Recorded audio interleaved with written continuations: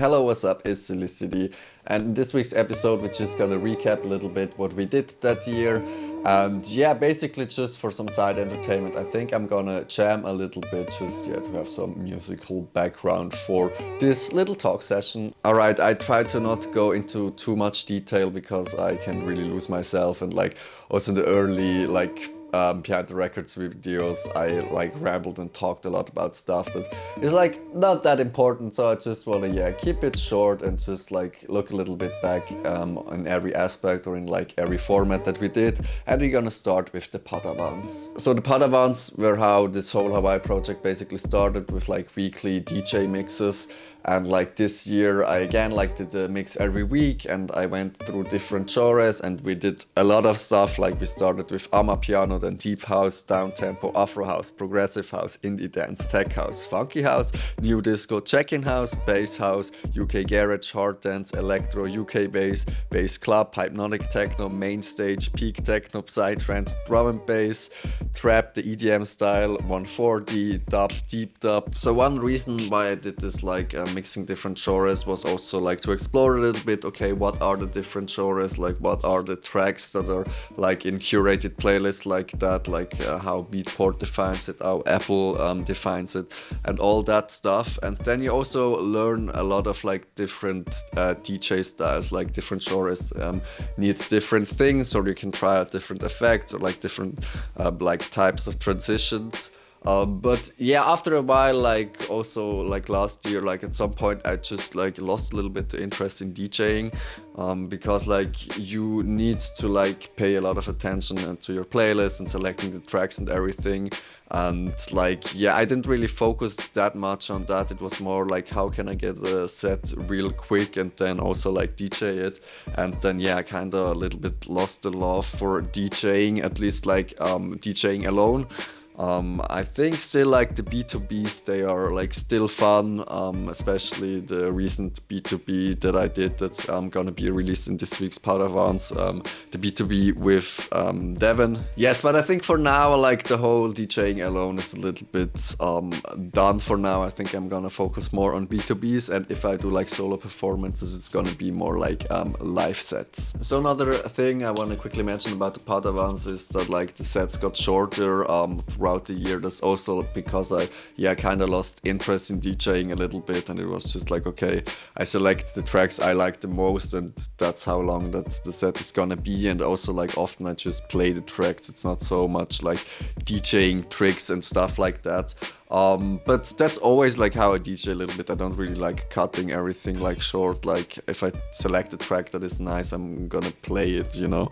But yeah, that's one thing I cut a little bit short. Also this week and next week is gonna be 2 parts. Just that we have 99, and next year we can start with episode 100 of the Padawans. So one last thing about the whole DJing and also DJing different genres. The nice thing was really that I found different genres, and also one genre that I really like a lot, and that's this whole trance style, but not the original trance, more the SoundCloud trance remixes, especially also from German hip-hop songs. This was really nice to DJ at the event that we did, the B2B, together with Devin. So that was really nice, and I think that this genre is fun to DJ. It's not tracks that I would listen to in my free time, but it's fun to play them in the club.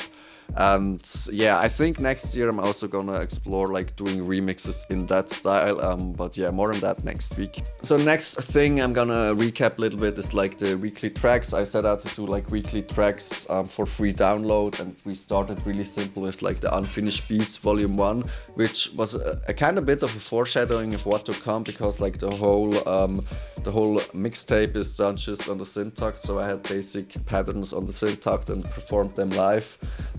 So yeah, this was the first couple of tracks, the first 13 tracks then back-to-back Unfinished Beats mixtapes, then came like the Unfinished Beats Volume 2, which was more like genre exploration, which was also together with the Behind the Records. But yeah, this was nice to just like produce different kind of genres and also like explore it a little bit more.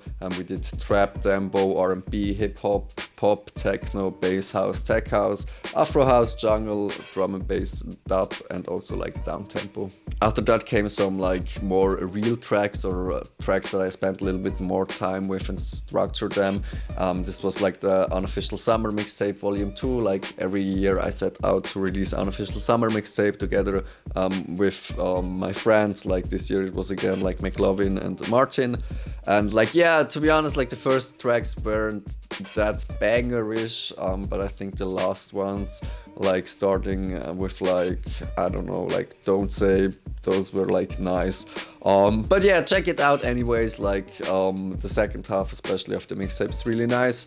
But yeah, just some more tracks, and then we capped it off with like the Unfinished Beats Volume 3. Those are the tracks that are still released like this and next Saturday. Those were basically tracks that I did on the way with the Road to Live set, where I explored how to do a live set and did some songs with song structure mode. Yeah, I also like intended to do like an Unfinished Beats Volume 4 with some more tracks, tracks that I prepared for the live set. But then in the end I thought like, okay, I can just like release the live set and then the tracks are in there, and then I don't have to do like real whole tracks out of it, and it just is what it is. Because I was already over the setup that I used for like the live performance at the rave, and then I was like, yeah, I'm over this setup, so I'm also over this track, so yeah, just do some new ones for the next year. To recap also like this year of tracks, it was like a real crazy learning journey, like looking back at how I started the whole year. Like I wanted to have a different workflow because I didn't like producing in Ableton so much, and like yeah, along the way I learned a lot about Ableton and also like doing tracks with like the devices and all that stuff. And I still feel like that a lot of tracks that I produced this year were like kind of trashy or like not that's good, but I feel like I just needed to get them out of the system. And along the way, like I found my style and also like my workflow with the devices. I figured out how to make darker sounds, because I feel like in the beginning and still now from time to time I just make like a little bit like vanilla music, and I like to make darker sounds. Now I'm just like in a certain spot of like dark music, and I need to break out of this a little bit more to get a little bit more like dubby.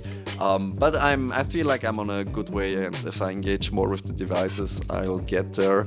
But yeah, really fun journey. It's still not over, but I feel that I'm getting like closer to like my style of music and like getting the kind of sounds that I enjoy and also like to like, yeah, live produce with or like produce tracks with. Like I already mentioned, like the Unfinished Beats Volume 1 is basically crazy foreshadowing, looking back especially, because like doing a whole track just on the device is basically, yeah, it's basically how I do live performances now, just with a little bit more devices.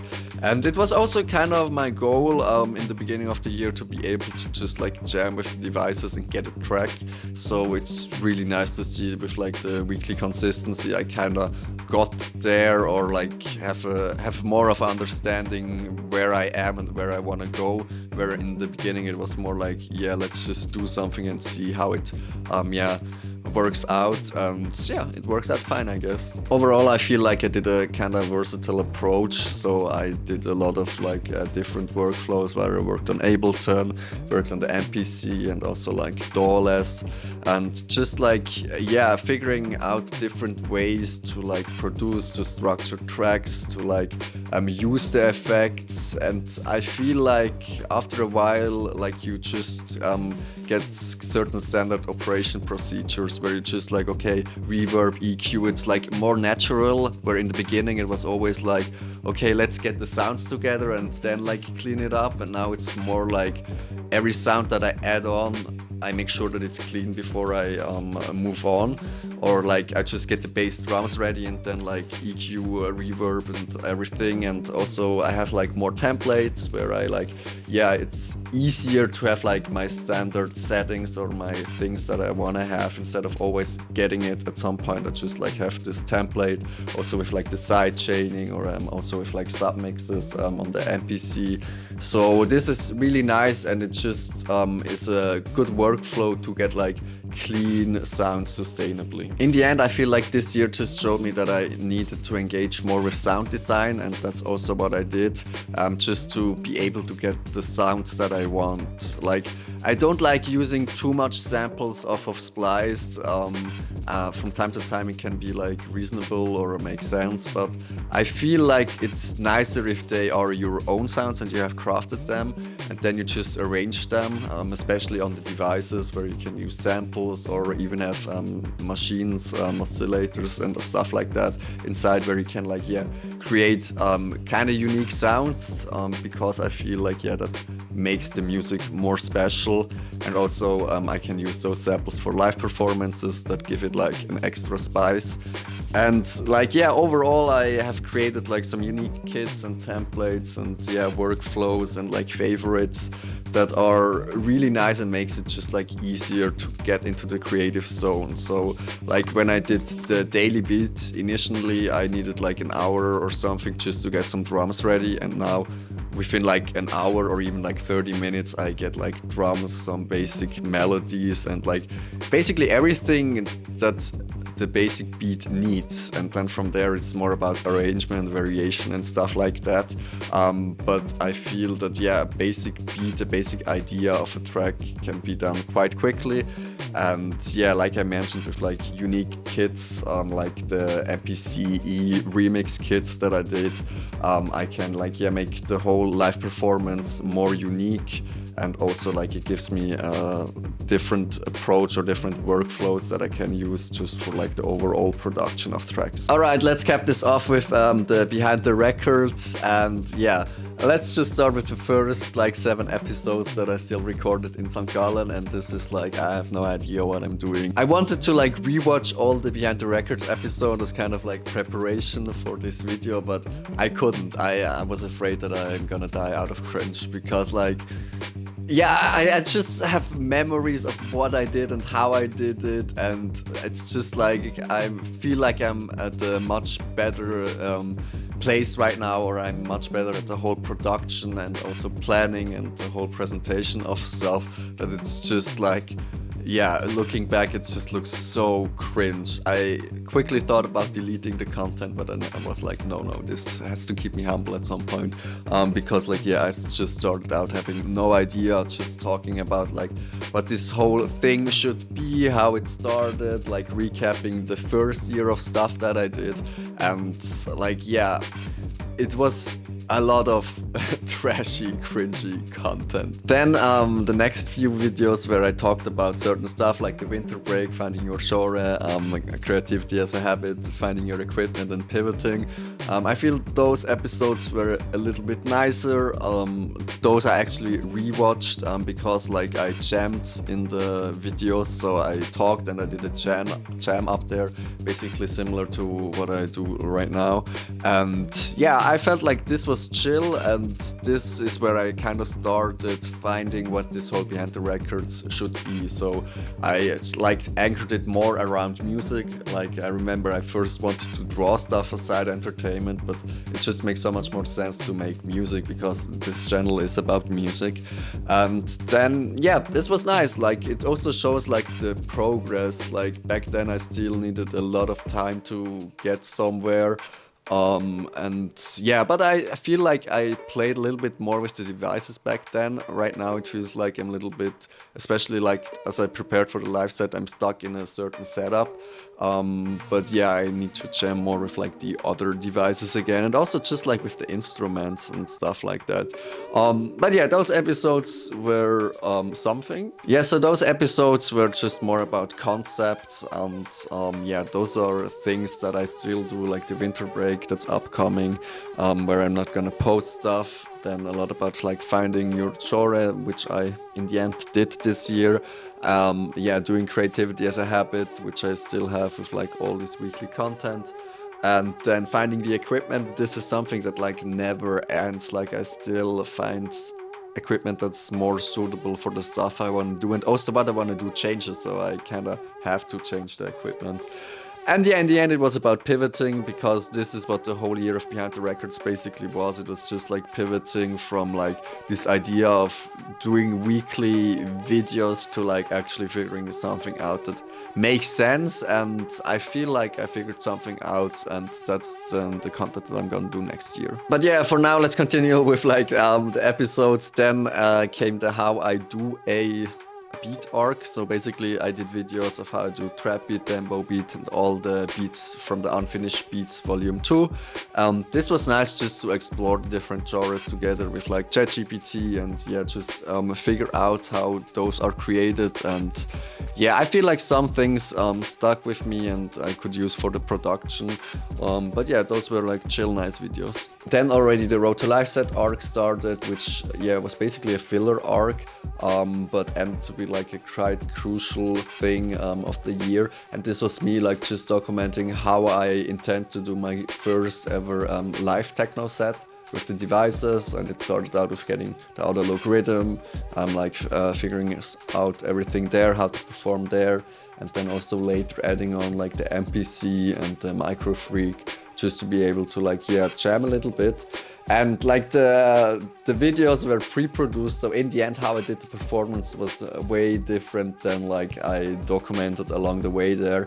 But then again, like after the performance I already like changed the whole setup again, so yeah, it is just what it is. Like that's the cool thing about live production. You can just like switch out stuff a little bit, and then it sounds completely different and gives you a lot of more ideas. And yeah, this was nice. And overall the whole Road to Live set arc was really nice, because like I prepared this live set quite some time. Also like did the set a couple of times just to like, yeah, get a little bit into a flow. And this was like the first time that I prepared for a gig and I didn't feel like I was being bored by the production. Like normally when I do DJ sets, it's like after a while, okay, now I've heard it, like I need new tracks or stuff like that. But for this live performance, it was really like, okay, I can still fine-tune this, do this transition cleaner, and like, yeah, still have room to improvise, but like the structured parts just have them more right. So yeah, this was nice. Like I still got to a point where I was like, okay, I'm really happy that it's done.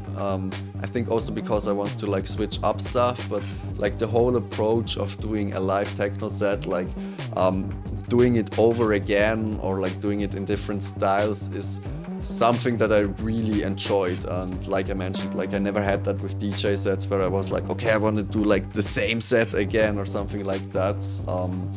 I think, yeah, some DJs always play like similar sets or like the same-ish sets, and I think with like, yeah, live performance you can still do it a little bit different but still have like this unique tracks or like this thing that you prepared. But enough about the Road to Live set. Next up was the remix arc, and this was for me more like preparation for like next year, where I'm gonna do some more remixes, and yeah, just starting doing it in Ableton and then also like on the MPC Live 3, and yeah, that was fun. Like, to be honest, I feel like live remixing works nice with the MPC Live 3 if you just want to have chops. But if you want to have like a whole track or like a whole verse or something, I still feel like Ableton is better for doing that kind of remixes. And also like the mashups, I feel like mashups are real mashups in Ableton, and like on the MPC it's more like remix or rework or something like that. You don't use that much. Like, it's nice to have the MPC Live 3 to be creative with the samples and do stuff like that, so that's really nice for the live performances. But to have like real remix tracks or like club bangers, I still feel like Ableton is the way to go. But yeah, that's something to explore next year. And then yeah, basically right now we're in another filler arc, like just recapping and looking out. And yeah, like I mentioned, to like recap the whole thing again, like I couldn't rewatch the early episodes. It was like, yeah, just too cringy. like, yeah, it's there, it's humbling, but I'm already mentally in like year 3, like already like this next week's video, like mentally I'm already over them, but I still have to do them. So yeah, let's continue. Another thing about behind the Recordz journey is like we came a long way. Like we really learned a lot. Like we learned how to play the game, like more with like the thumbnails, how to do like more clickbaity titles of names, doing the shorts, using hashtags and all that stuff. And also like the whole struggles that probably nobody really knows that starts out with those videos, like just having the right camera, having the right settings, having the right SD cards, and then like also in editing, like just getting the settings right. I thought like I could just buy a camera, press record, everything good, but like so much you have to like just pull into like perspective, like the whole lighting and stuff, and then also like just like certain angles, and then like, yeah, like I mentioned, like the whole settings in like I use Final Cut Pro like in there, and then also like all that stuff. It's like really a lot, and like I respect way more all the like people that do like those nice videos. Like I really don't give a fuck, like I just record how I talk and do stuff. It has more like a live vibe because I'm too lazy for the whole post-production and stuff. Everybody that does that, like, bad respect. Yeah, so overall, like the whole year was really like a little bit of a creative assemblage. Like I did a lot of different stuff, a lot of different arcs, some filler arcs, and yeah, it was not that cohesive overall throughout the whole year, but I feel like I learned a lot and also found like my roads that I wanna like go on to next year. And yeah, next year it's gonna also be more structured throughout the whole year. Like there's an overarching season topic for the whole year. Alright, this is already the whole recap. I tried to do all those 3 in one little bit shorter video, and I think compared with like the beginning or like the early videos, it is shorter. Yeah, I hope I can like jam together a nice track to keep you a little bit entertained on the side. But yeah, that's already all from me this week. Like just recapping this whole year, like the whole journey. We really came a long way. Also thanks to everybody that watched like the early episodes or just like supports in any way, because I know right now it's still like hectic, like still rocky, like I don't know the exact English word for it. But yeah, next year is gonna be a lot better hopefully, and in what way I'm gonna tease a little bit next week. But yeah, until then, stay healthy, have a nice week, yeah, enjoy life, do something nice, and then yeah, see you next week. Bye.